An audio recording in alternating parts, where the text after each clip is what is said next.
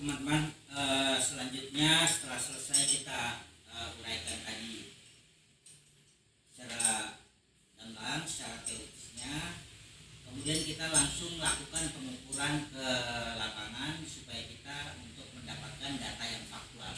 Mari. Baiklah, kalau gitu teman-teman, ini kita sudah ada di lokasi yang memang sudah saya buatkan titik groundingnya. Coba kita lihat sekarang titik groundingnya. Mari. Di sini saya sudah buatkan titik grounding di posisi titik groundingnya itu kurang lebih sampai 4 meteran. Karena saya buat pakai ground root sekitar ditanam di bawah 2 meter. Jadi ground rootnya 2 meter, tapi di bawah septic tank, dan septic tank itu ada resapannya, sehingga ada di dalam ini sampai 4 meter kondisinya. Dan ini saya buat ketika tahun 96. Jadi ketika saya buat tahun 96, nah kita akan coba kembali pada saat sekarang itu bagaimana kondisinya. Nah, oleh karenanya dalam pengukuran tadi kita jelaskan bahwa kita harus mengikuti prosedur yang ada pada prosedur instruksi manualnya. Kemudian titik grounding yang kita akan ukur itu kita gunakan dengan kabel warna hijau ini ke titik E. Titik E kita masukkan titik E ya sampai benar-benar terkonek, dan kita koneksi terhadap titik pembumiannya sampai dengan memang rigid ya, terkonek dengan sempurna. Selanjutnya dalam pengukuran, karena di sini saya ada lokasi yang sangat terbatas, tadi disampaikan bahwa antara 10 sampai 20 meter titik C-nya sebagai referensi. Nah, referensi yang pertama kita dudukan kepada titik 10 meter. Nah, kita connect dulu C-nya sampai dengan sempurna. Kita letakkan di titik 10 meter. Nah, ini kita kasih stick dengan bahan galvanis ya. Kita letakkan di titik 10 meter. Ini titiknya tersabut. Kita masukkan.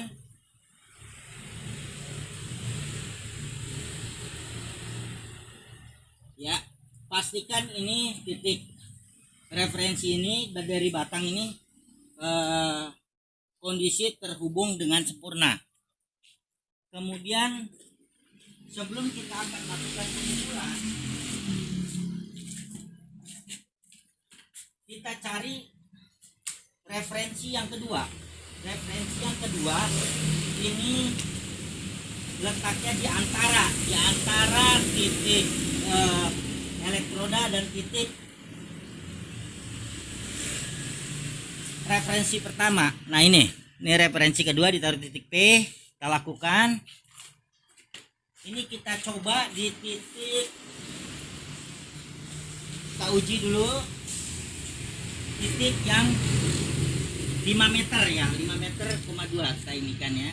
Kita ambil uji di titik 5 meter, 2.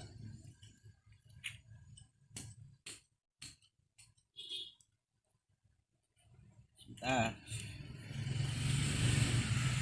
Iya. Jadi 52%-nya. Nah.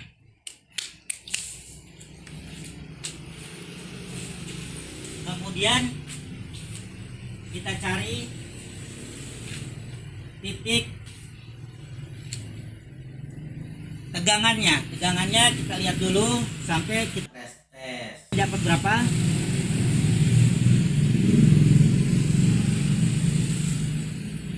Kita cari tegangan, kita tes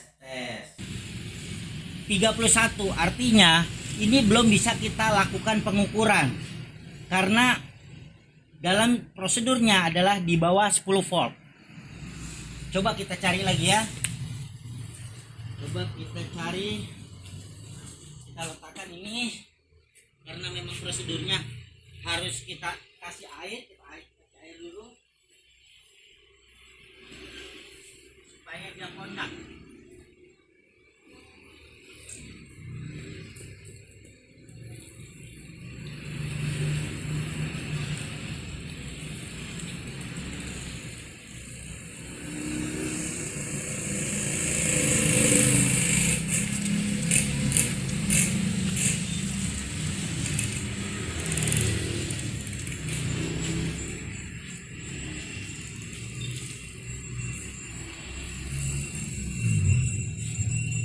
Kemudian kita coba untuk kita tes.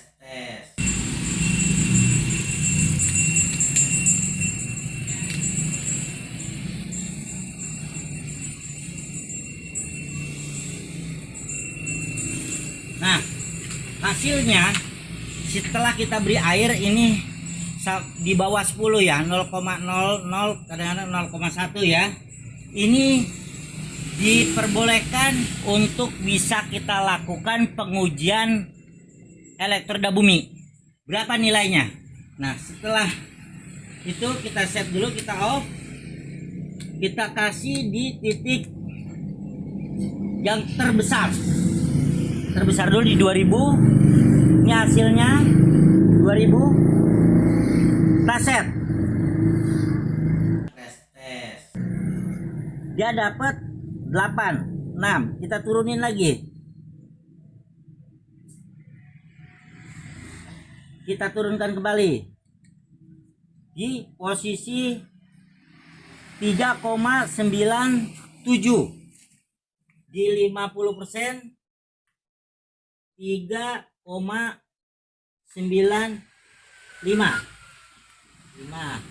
Ini di posisi 52% ya. Nah, coba taruh sini. Selanjutnya kita geser ke tengah, diantaranya itu sekitar 6,2%. Kita coba lakukan lagi, kita pindahkan. Jadi batangnya ini yang tadi setelah kita beri air, gapnya tertutup sehingga dia kondak. Nah, kita pindahkan kembali titik grounding ini ke 62%. Nah, setelah kita lakukan pemindahan untuk kita mencari rank mana yang dia kurvanya lebih tepat.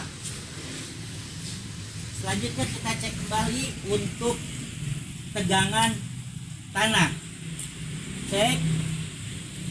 Nah, ini tegangan tanahnya adalah 0,04 ya.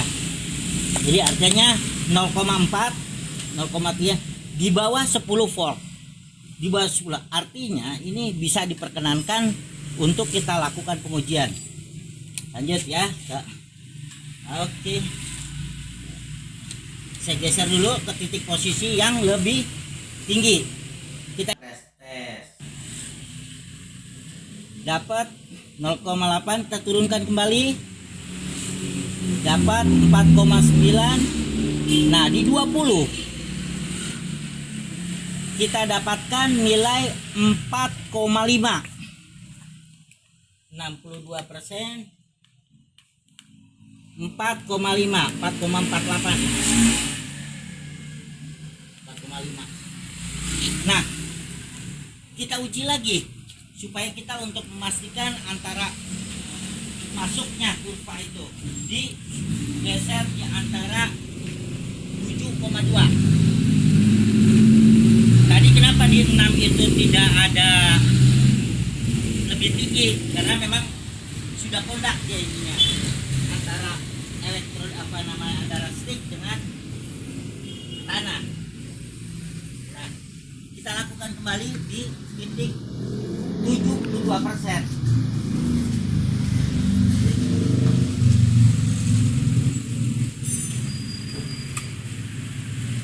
Kita lihat tegangannya. Tes.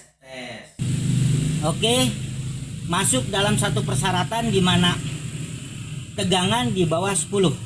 Oleh karenanya kita langsung bisa hitung, kita geser ke titik yang lebih tinggi dulu, baru kita tes. Dapat 6, kita geser 5, kita geser masuk di antara 5,18. 5,18. Nah, ini hasilnya adalah kalau kita lihat dari satu kurva, kita buat antara dia titik per titik semua dari per meter itu, kita dapatkan yang optimal itu di titik 62%. 62% artinya tahanan ini mencapai 4,5 ohm. 4,5 ohm. Artinya elektrode yang saya pasang pada saat tahun 96 sampai sekarang itu masuk pada kategori memenuhi persyaratan kuil dan peraturan Depnaker, sehingga nilai tahanan inilah yang diperlukan di bawah 5 ohm. Sesuai dengan peraturan dan persyaratan tadi, tentunya grounding yang sudah kurang lebih 24 tahun ini masih bisa layak untuk digunakan pada sistem-sistem listrik atau yang lainnya, gitu loh. Sehingga kita mendapatkan hasil yang baik. Inilah cara pengukuran yang memang kita sesuai dengan persyaratan atau prosedur daripada peralatan alat ukur earthing tester. Teman-teman sekalian, apabila titik grounding ini tidak mencapai persyaratan, bisa teman-teman melakukan lagi untuk titik yang selanjutnya bisa dibuat paralel. Itu kondisi-kondisi yang untuk bisa kita memenuhi satu persyaratan. Oleh karenanya, dari langkah-langkah kita mulai dengan titik yang ada tadi, kita mulai dari titik 52, 62% dan 7,72% itulah langkah-langkah untuk mendapatkan nilai tahanan elektroda bumi yang dipersyaratkan oleh persyaratan umum instalasi listrik dan sesuai dengan ketentuan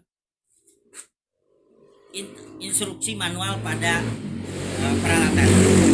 Terima kasih teman-teman, semoga pelajaran ini atau mungkin pengetahuan ini yang saya berikan punya manfaat dan punya cara yang terbaik dan tepat, terukur dan secara faktual dan bisa dipertanggungjawabkan untuk kita lakukan hasil pengukurannya. Terima kasih kepada teman-teman. Kembali mungkin kita langsung jelaskan. Demikian tadi teman-teman untuk kita bisa laksanakan pengukuran atau pengujian langsung di lapangan. Selanjutnya kita akan merapikan semua peralatan-peralatan yang ada. Kita lepaskan semua baterai-baterainya untuk kita simpan, dan semoga ini peralatan yang memang jarang digunakan menjadi jauh lebih aman dari tegangan yang ada pada baterai. Selanjutnya kita setelah kita rapikan secara keseluruhan semua peralatan, kita lanjutkan untuk membuat satu laporan. Teman-teman harus membuat satu laporan, di mana laporan tersebut harus dilengkapi dari gambar pembumian yang ada. Gambar pembumian memang ada beberapa tipenya, paket plat atau elektroda pita atau elektroda root. Tapi yang ada di sini menggunakan elektroda root, sehingga kita pakai data atau gambar sesuai dengan apa yang dikonstruksikan. Selanjutnya kita tadi ada foto-foto hasil ukur dan lain-lain. Kita lampirkan. Peralatan kita yang kita gunakan juga peralatan K3 kita sampaikan. Kita dokumentasi semuanya. Walaupun tadi memang saya tidak menggunakan sarung tangan, tapi waktu di proyek itu banyak kendala-kendala. Mungkin ada benda-benda tajam dan lain-lainnya. Kita harus tetap menggunakan prosedur K3 dalam pelaksanaan pengujian. Selanjutnya, tadi ada satu catatan, ya kan? Catatan tadi ketika kita uji ada di 52% itu ada tegangan yang memang mencapai 30 lebih, 35 volt lah. Itu belum bisa persyaratkan. Oleh karenanya kita cek kembali di sticknya kan. Di stick itu ternyata ada pasir dan tanah mungkin kering, dia tidak menjadi kondak antara stick reference terhadap tanah. Makanya dalam satu prosedur instruksi manual harus diberi air. Tadi kita berikan air sehingga kita cek kembali tegangannya, langsung dia sesuai dengan persyaratan yang ada dan diperbolehkan untuk melakukan pengukuran. Nah, hasil tadi kita dapatkan di 4,5. Kalau kita lihat dari prosedur itu di antara 52%, 62%, 72%. Itu dari kasus-kasus yang ada di 62% lah yang kita ambil untuk sebagai data. Mama dari 20 dari tadi 10 ya kita ambil ya 62 berarti 6,2. Kalau 20 3 kalikan aja berapa dia pertengahannya, antara 13 kurangan. Nah, itulah data di 62% lah yang kita ambil. Setelah kita dapatkan data hasil pengujian, kita buatkan berita acaranya. Berita acara itu kita lakukan berapa nilainya, karena kita sebagai pelaksana penguji itu pasti ada pengawas PK, ada wakil pemilik, dan itu harus dilakukan bersama untuk kita tanda tangani bahwa pengujian tahanan pembumian telah dilakukan dengan nilai yang memang tadi kita dapatkan. Selanjutnya, kenapa sih kita harus membuat laporan, dan laporan itu menjadi wajib? Karena kita buat laporan itu untuk menyatakan bahwa pekerjaan pelaksanaan pengujian tahanan pembumian elektroda dinyatakan selesai dan sesuai dengan ketentuan peraturan yang ada serta dapat diterima dengan baik. Itulah kuncinya. Sehingga kita apapun kita melakukan aktivitas pekerjaan tanpa laporan tertulis, faktanya sudah selesai tapi secara administratif belum, maka belum dikatakan pekerjaan kita selesai. Oleh karenanya kita buat untuk laporan menjadi wajib. Demikian teman-teman, seluruh rangkaian kegiatan ini saya sampaikan langkah-langkahnya dari langkah pertama, langkah kedua, langkah 3 sampai dengan laporan. Semoga bermanfaat untuk kita semua. Amin amin ya rabbal alamin. Tabarakallah. Wassalamualaikum warahmatullahi wabarakatuh. Rumah Konstruksi Indonesia. Salam Surya Winata Teknik Rekayasa. Terima kasih.